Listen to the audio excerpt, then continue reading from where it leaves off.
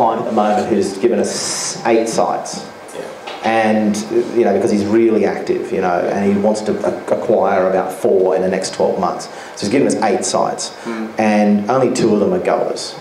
Based on his, he's told me what he wants. So he says, I want to do 4 dwellings.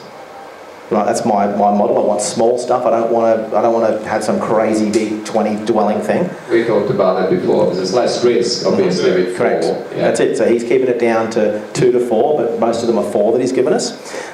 He's staying in one area that he's very interested in, that he believes is going to be gentrified in Brisbane, that it hasn't happened yet, so he can see an upside in capital gain. And this is not my area. This is just, you know, this is his area, because he's the client, he's the developer, he's the investor, and I'm not making the money, they're making the money. I'm just taking the fees, and I'm trying to advise the best site. And he said to me, look, I don't want any advertising, I don't want anything impact accessible, and I don't want signboards going up and local action groups stopping this development.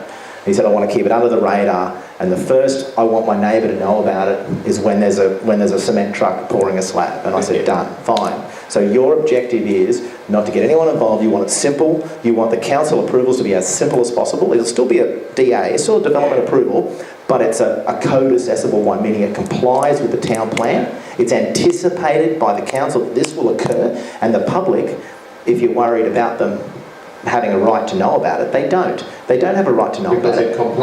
Because it complies with the town plan, and the town plan was advertised and is advertised every 7 years, and the public can know what's in that town plan, and they're allowed to put submissions into the town plan, and they're allowed to have an input. Once the town plan is locked in place, it's the legislation, and they should anticipate that whatever's in that town plan can happen. So they don't have a right to say, no, I don't want it, or I don't like units, or I don't like your garage.